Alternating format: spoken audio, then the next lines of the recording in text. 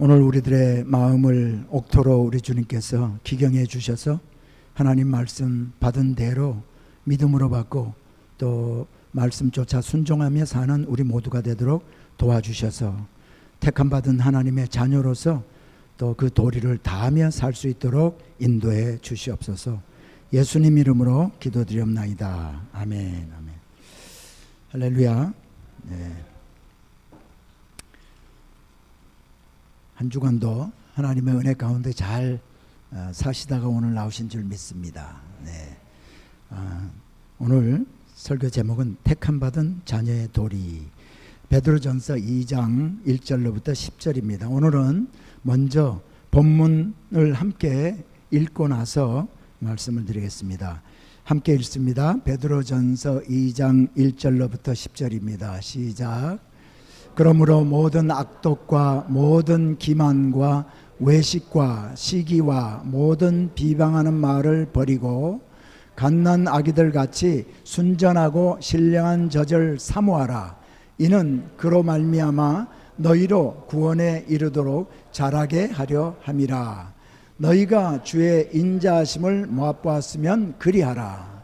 사람에게는 버림바가 되었으나 하나님께는 택하심을 입은 보배로운 산돌이신 예수께 나아가 너희도 산돌같이 신령한 집으로 세워지고 예수 그리스도로 말미암아 하나님이 기쁘시게 받으실 신령한 제사를 드릴 거룩한 제사장이 될지니라.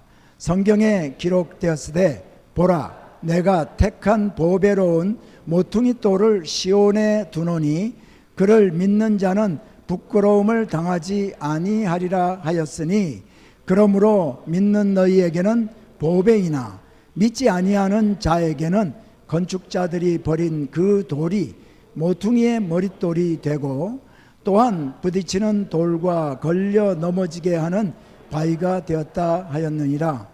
그들이 말씀을 순종하지 아니하므로 넘어지나니 이는 그들을 이렇게 정하신 것이라. 그러나 너희는 택하신 족속이요 왕같은 제사장들이요 거룩한 나라요 그의 소유가 된 백성이니 이는 너희를 어두운 데서 불러내어 그의 기이한 빛에 들어가게 하신 이에 아름다운 덕을 선포하게 하려 하심이라.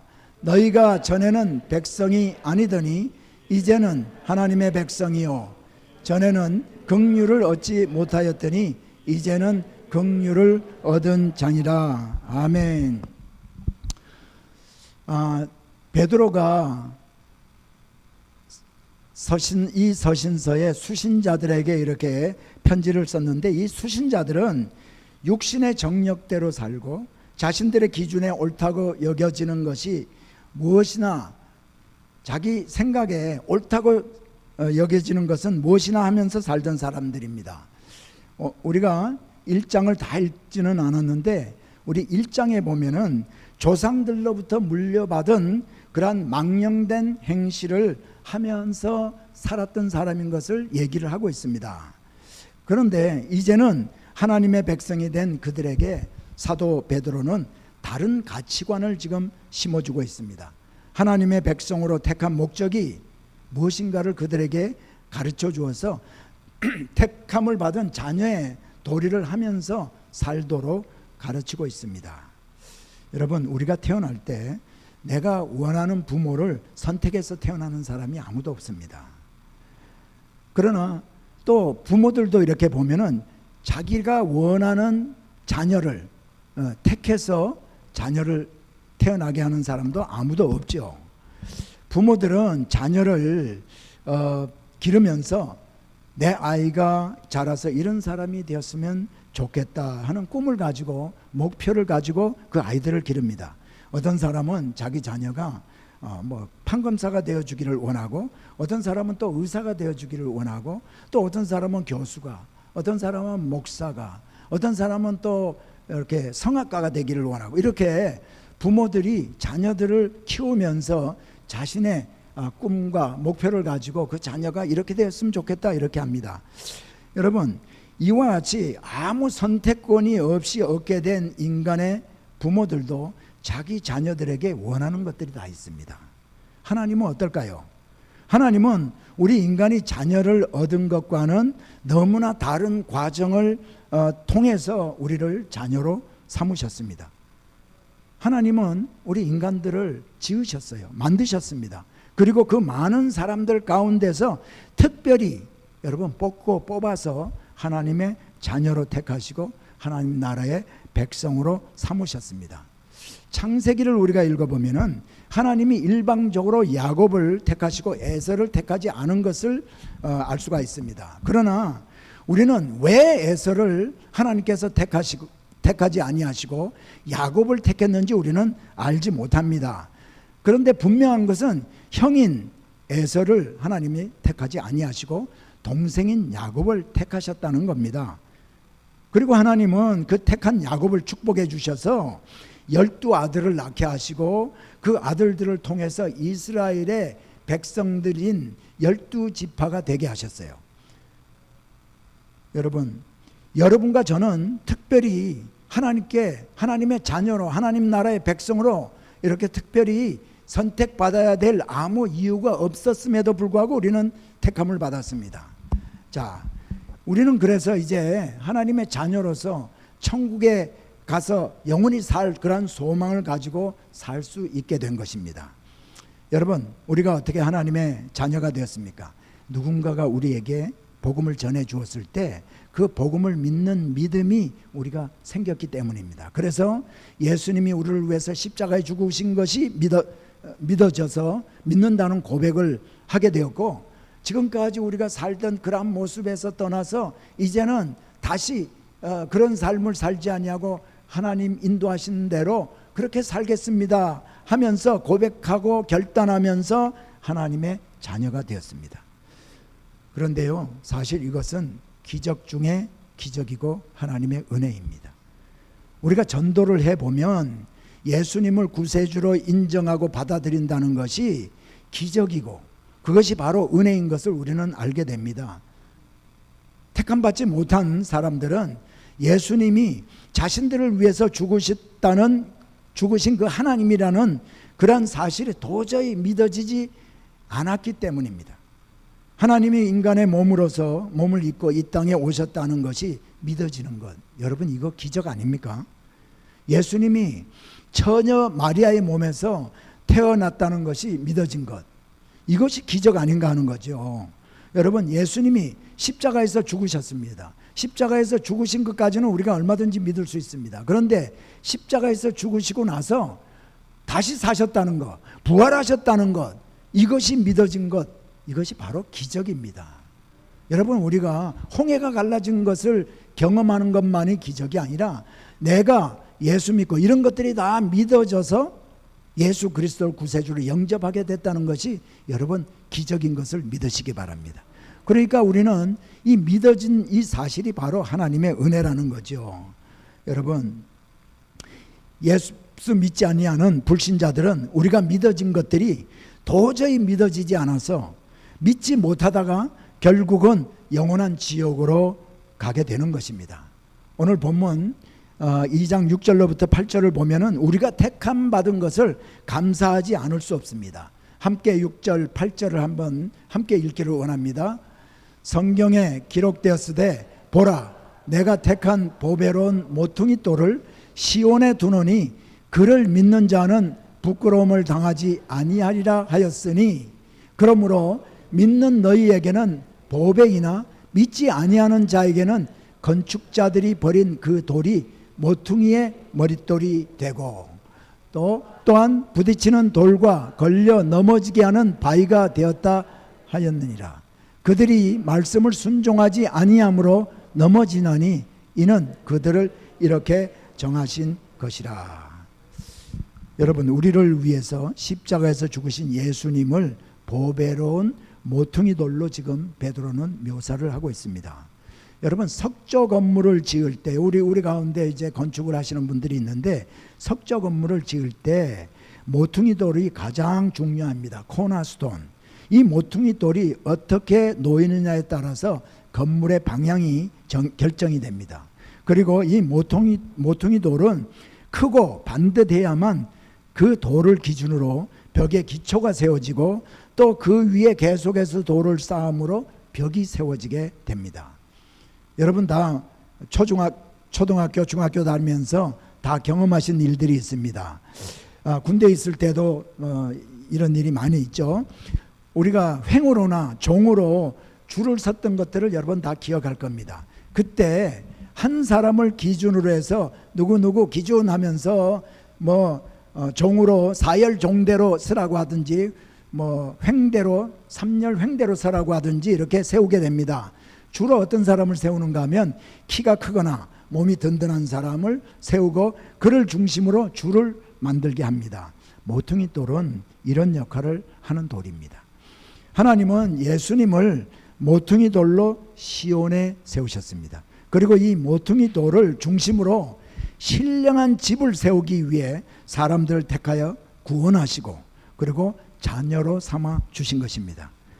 그런데 예수님이 인간의 구원을 위해서 오셔서 죽으셨다는 그 사실을 믿지 않는 자들은 건물의 기초가 되어야 할 이 중요한 모퉁이 돌을 길가에 버려서 사람들이 다닐 때 넘어지게 하고 또 사람들에게 거부감을 가지게 한다는 겁니다. 결국 건축물의 가장 중요한 코너스톤이 되어야 할 이 돌이 쓸모없다고 길가에 버려지게 되니까 자신들이 결국은 이 돌에 넘어져 실족하고 또 거부하게 된다는 겁니다. 그런데 중요한 것은 8절 마지막 말씀입니다. 8절 마지막 말씀. 이는 그들을 이렇게 정하신 것이라. 그 앞에 있는 말이 뭐예요? 그들이 말씀을 순종하지 아니함으로 넘어지나니 이는 그들을 이렇게 정하신 것이라. 도저히 내가 믿을 수 없어.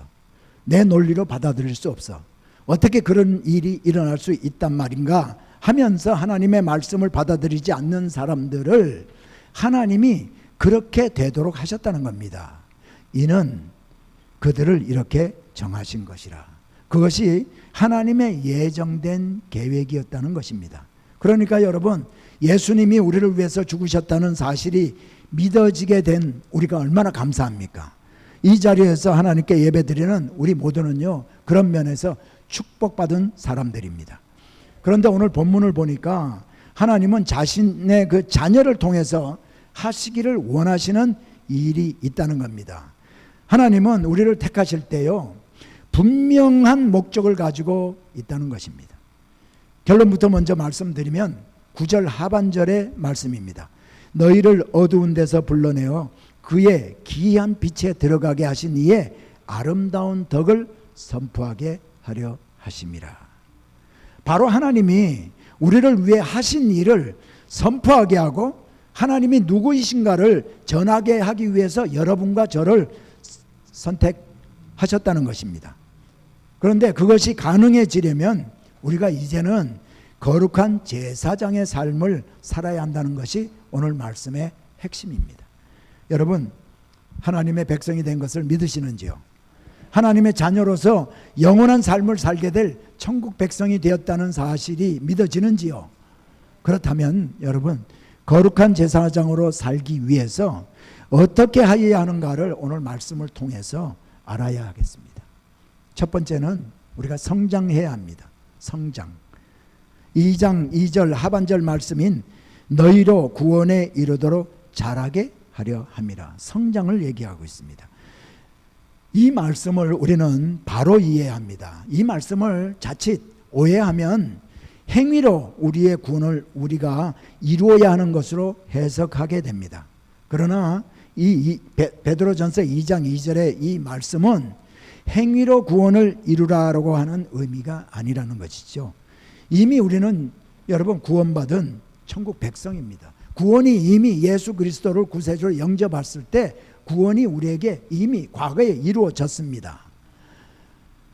그러니까 구원은 우리의 행위나 공로로 이룰 수 있는 것이 아니라는 거죠. 오직 하나님의 은혜로 우리는 구원을 받았습니다.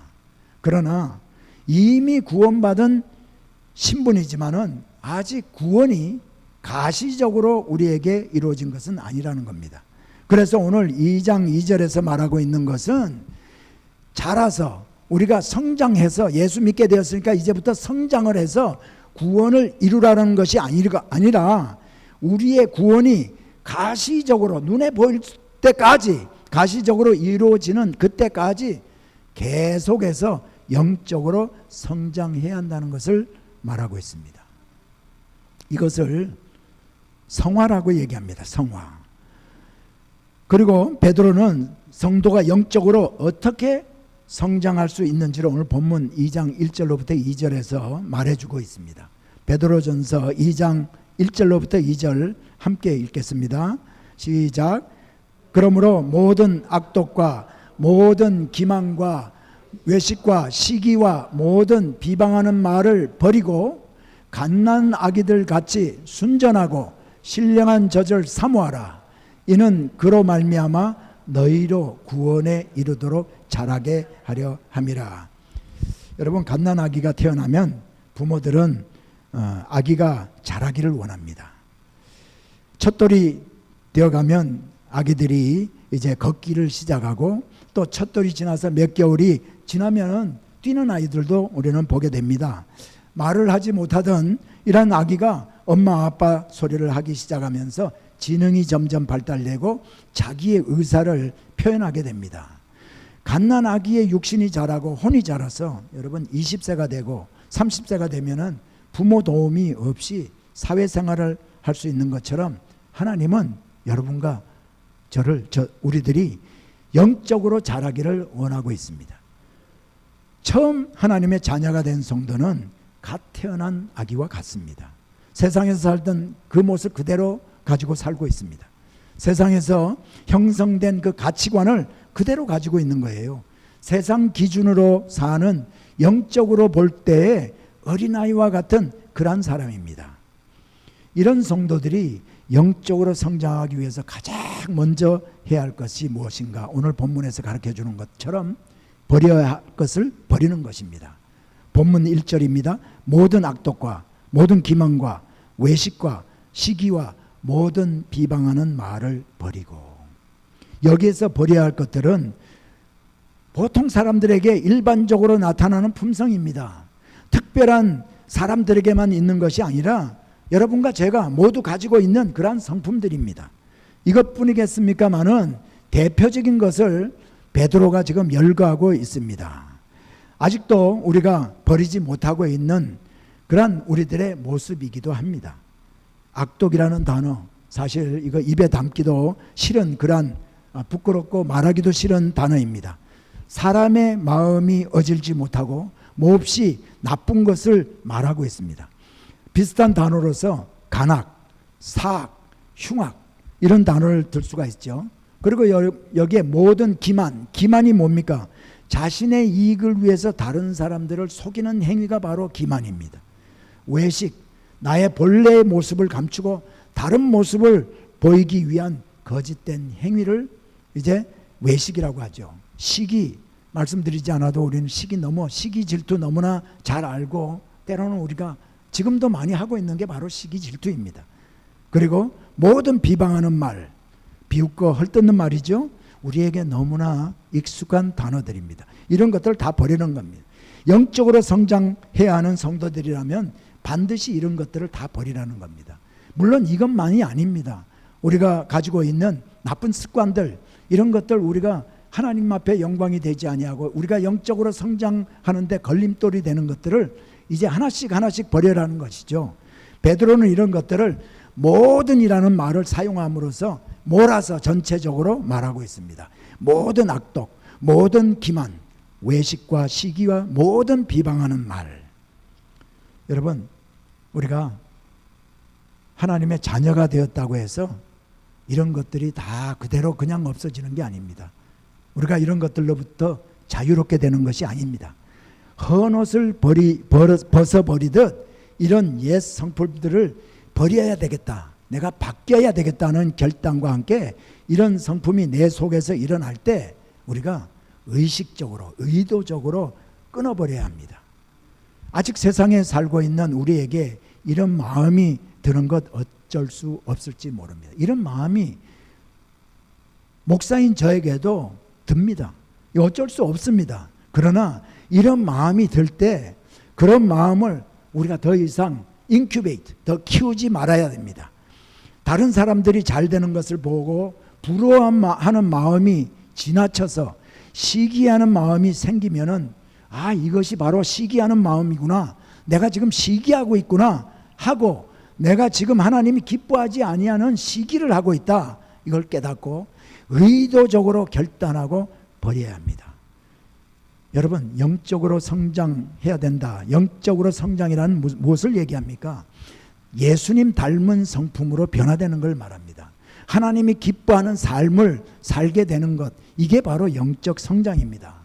그런데 이렇게 버리는 과정이 우리가 반복이 되어질 때, 오늘도 버리고 내일도 버리고 또 하나님 기뻐하지 않는 일들이 생기면 또 버리는 겁니다. 계속해서 버리는 이 과정이 반복이 될 때 하나님 자녀다운 성품으로 우리가 변화되게 됩니다. 그리고 어느 날 자신을 바라보게 될 때 영적으로 성장한 우리 자신을 보게 되는 겁니다. 두 번째는 갓난 아기들 같이 신령한 젖을 사모하라고 얘기를 하고 있습니다. 갓난 아기들이 젖을 먹으려고 하는 것처럼 성도는 신령한 젖인 하나님의 말씀을 사모해야 한다는 겁니다. 여러분, 갓난 아기들이 태어나서 누가 가르쳐 줬습니까? 가르쳐 주지 않아도 본능적으로 어머니의 젖을 먹으려고 합니다. 갓난 아기가 엄마 젖을 찾아서 입을 이렇게 열고 막 헐떡거리는 모습 우리는 많이 보아왔지 않습니까?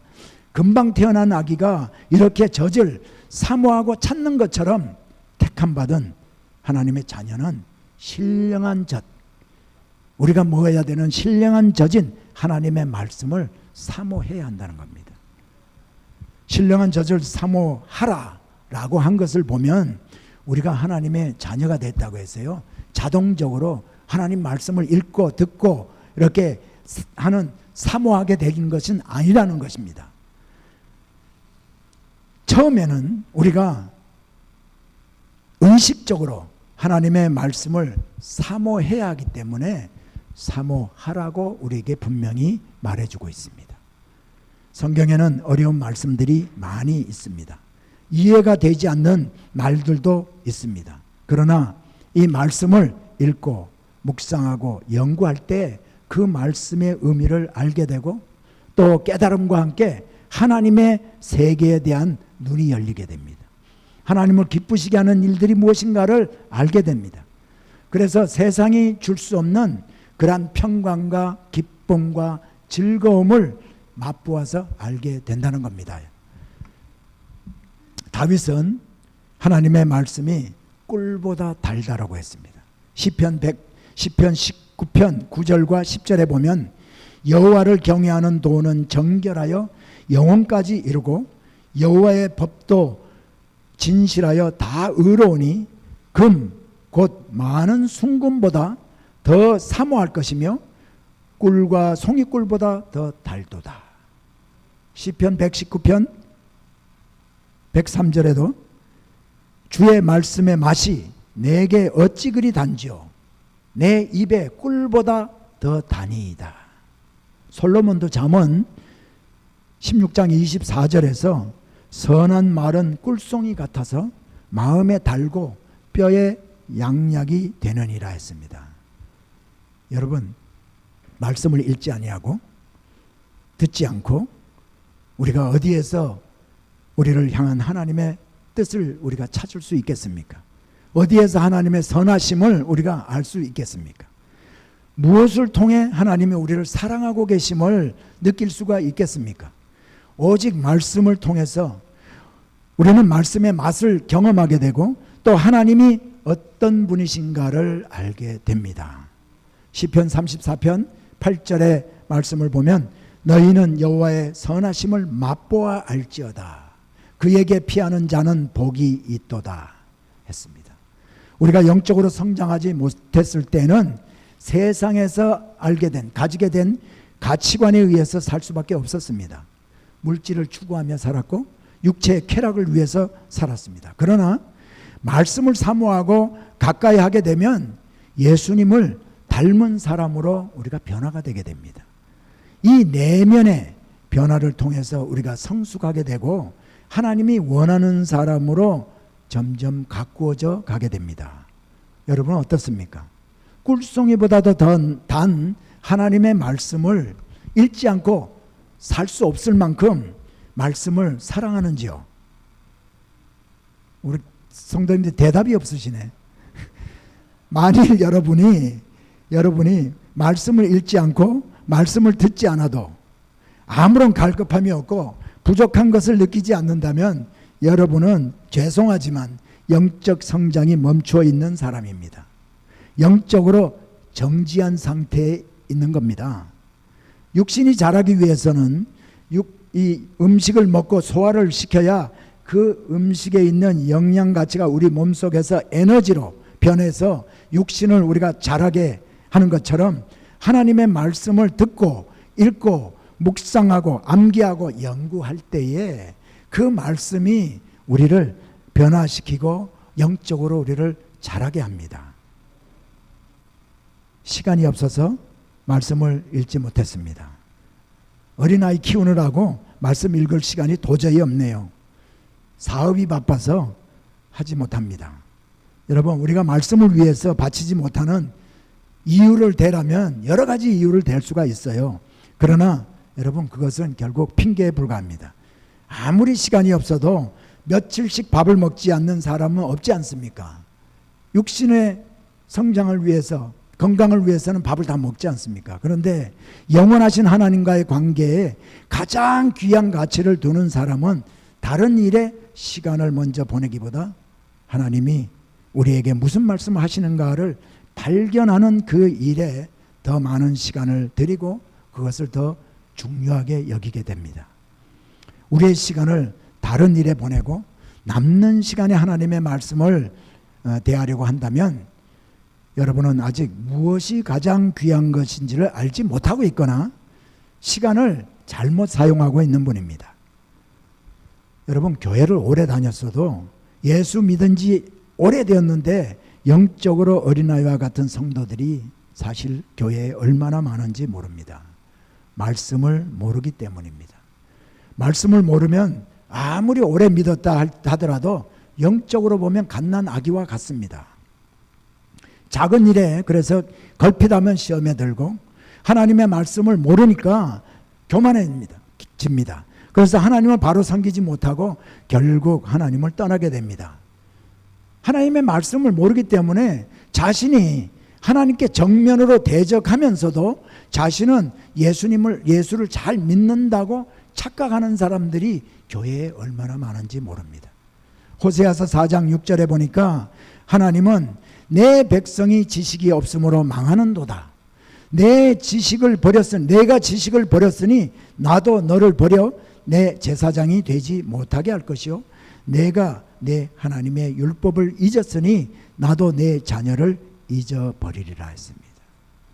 오늘 말씀을 들으면서 나는 과연 하나님의 말씀을 사모하는 사람인가? 여러분 자신을 한번 살펴볼 수 있기를 바랍니다. 다른 사람에게는 말하지 않아도 본인은 좀 깨달을 수 있기를 바랍니다. 그렇지 못한 내 자신을 발견한 성도들은 말씀을 가까이 하리라 결단하시기 바랍니다. 마침 오늘 예배 후부터 1시간가량 성경의 역사서를 중심으로 성경 전체에 대한 성경 공부를 시작하려고 합니다. 우리 성도님들이 성경을 읽고 이해하는데 꼭 필요한 것들을 제가 알게 해드려서 하나님의 말씀이 꿀보다 더 단 것을 경험하고 그리고 말씀을 이제 가까이 하도록 제가 좀 도와드리려고 합니다. 한 분도 빠짐없이 참석해 주기를 부탁을 드립니다. 갓난 아기와 같이 순전하고 신령한 젖인 말씀을 하나님의 말씀을 사모하는 여러분이 다 되시기를 주님의 이름으로 축복합니다. 세 번째는 예수님께로 나아가야 합니다. 본문 2장 4절로부터 5절 제가 읽어드립니다. 사람에게는 버림바가 되었으나 하나님께는 택하심을 입은 보배로운 산돌이신 예수에게 나아가 너희도 산돌같이 신령한 집으로 세워지고 예수 그리스도로 말미암아 하나님이 기쁘게 받으실 신령한 제사를 드릴 거룩한 제사장이 될지니라. 이제 택함받은 성도가 할 일이 신령한 제사를 드리는 제사장이 되는 것입니다. 이 신령한 제사는 옛날 구약시대 때 피의 제사를 드리는 것이 아닙니다. 예수님이 십자가의 죽으심으로 말미암아 우리의 모든 죄를 용서받았습니다. 제사장이 그래서 성전에서 양을 잡아서 드리는 피의 제사는 더 이상 필요하지 않게 되었습니다. 하지만 성도는 사도 바울이 로마서 12장에서 말하는 것처럼 우리의 삶 자체가 하나님이 기뻐 받으시는 거룩한 산 제물이 되어야 합니다. 로마서 12장 1절입니다. 우리 함께 합독할까요? 시작. 그러므로 형제들아 내가 하나님의 모든 자비하심으로 너희를 권하노니 너희 몸을 하나님이 기뻐하시는 거룩한 산 제물로 드리라. 이는 너희가 드릴 영적 예배니라. 오늘 베드로는 본문을 통해서 신령한 제사를 드릴 거룩한 제사장이 되려면 예수께 나와야 한다라고 말씀하고 있습니다. 4절 하반절에서 보배로운 산돌이신 예수께 나아가, 예수님께 나아가는 것, 이것은 한 번 예수님께 나아가는 것이 아니라 돌이 하나씩 하나씩 더해질 때 집이 점차 지어지는 것처럼 산돌이신 예수님께 나아갈 때마다 조금씩 영적으로 성장해서 마침내는 신령한 제사를 드리는 거룩한 제사장이 되어진다는 겁니다. 우리는 예배를 통해서 예수님 앞에 나아가고 기도로 주님 앞에 나아갈 수 있습니다. 지속적인 예배와 기도를 통한 주님과의 깊은 교제만이 우리를 신령한 집으로 세워지게 합니다. 지속적이고도 끊임없는 예수님과의 인격적인 만남을 통해서 회개가 이루어질 때 우리는 성도라고 불려지기에 합당한 그러한 사람이 되게 됩니다. 할렐루야. 우리 모두는 용서받은 죄인입니다. 그러나 용서받은 죄인이지만 예전에 예수님을 알지 못하기 이전에 세상적으로 살던 그 죄인의 속성을 그대로 가지고 있는 사람들입니다. 그래서 다른 사람들을 이해하기보다는 자신을 먼저 내세우고 양보하기보다는 나의 이익을 먼저 챙기는 사람들입니다. 남을 높이기보다는 또 남을 섬기기보다는 우리 자신이 높아지기를 좋아하고 섬김받기를 좋아합니다. 여러분, 이런 속성을 가진 사람들이 바로 우리들입니다. 그러나 우리가 예수님 앞에 끊임없이 나아갈 때 여러분과 저는 변화하게 됩니다. 결국 우리의 매일매일의 삶이 하나님이 기쁘시게 받으실 만한 그러한 제물이 되어지게 되는 겁니다. 여러분, 오래된 사건입니다. 1975년 경기도 송탄에서요, 일가족 4명이 살해당하는 끔찍한 살인사건이 있었습니다. 그 후에 2개월 동안에 이 살해범이 전남, 경기, 서울에 다니면서 13명이나 되는 사람을 살해했습니다.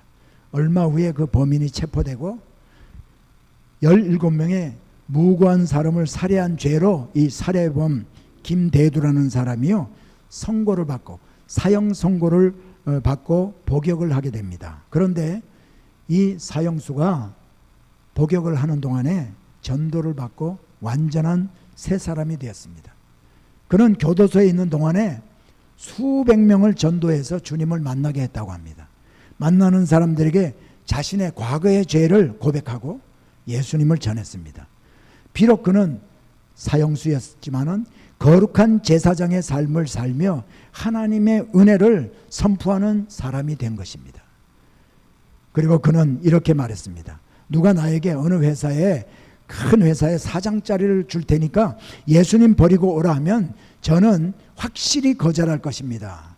그리고 그는 이렇게 말했다고 합니다. 예수님과 영원히 함께하는 기쁨을 소망으로 갖고 있는 지금이 내게는 더욱 행복하고 가장 행복합니다.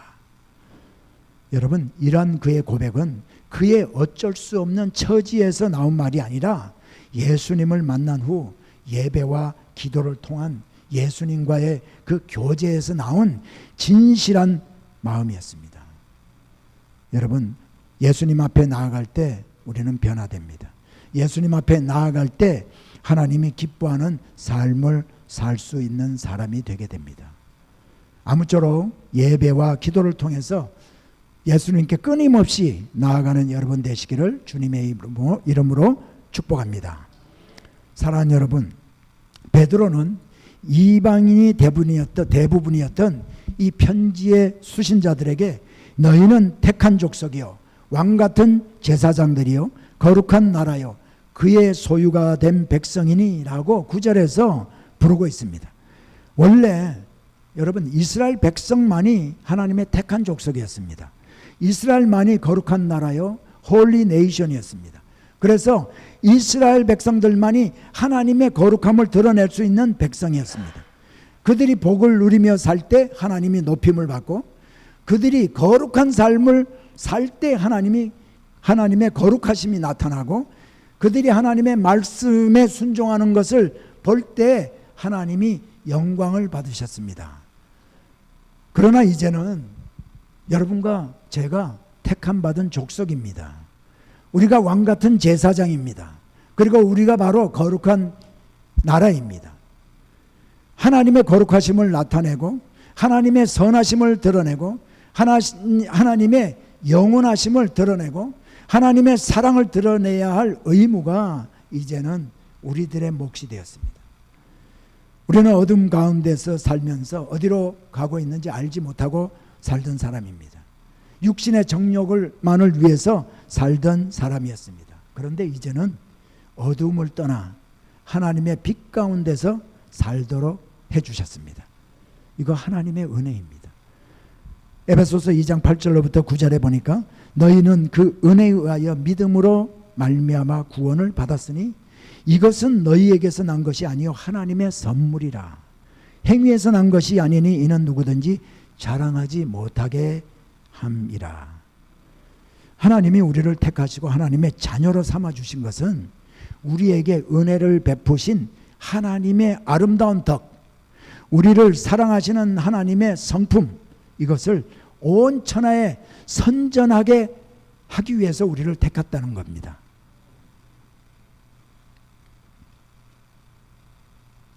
본문 2장 9절에 보니까 그러나 너희는 택하신 족속이요 왕같은 제사장들이요 거룩한 나라요 그의 소유가 된 백성이니 이는 너희를 어두운 데서 불러내어 그의 기이한 빛에 들어가게 하신 이에 아름다운 덕을 선포하게 하려 하심이라. 사랑하는 여러분, 하나님이 우리를 택하셔서 하나님의 아름다운 덕을 선전하게 하시려고, 나타내시려고 하나님과 여러분과 저를 하나님이 자녀로 삼으시고 우리 교회로 불러주셨습니다. 우리는 이제 택함 받은 자녀로서의 거룩한 제사장으로서 살 때에 하나님의 사랑하심이, 하나님의 선하심이, 하나님의 의로우심이 전해질 것입니다. 그것이 우리가 하나님께 바칠 충성입니다. 그것이 하나님이 기뻐 받으시는 우리들의 영적 예배입니다. 오늘 말씀을 통해서 주신 교훈을 다시 한번 우리가 한번 반복해 보기를 원합니다. 저를 따라 한번 암송해 보세요. 버려야 할 것을 날마다 버리며 살리라.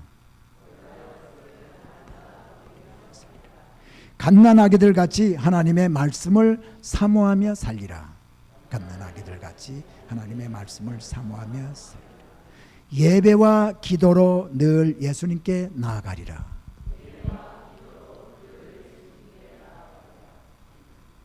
하나님을 증거하는 삶을 사는 택함받은 성도님들이 다 되시기를 예수 이름으로 축복합니다.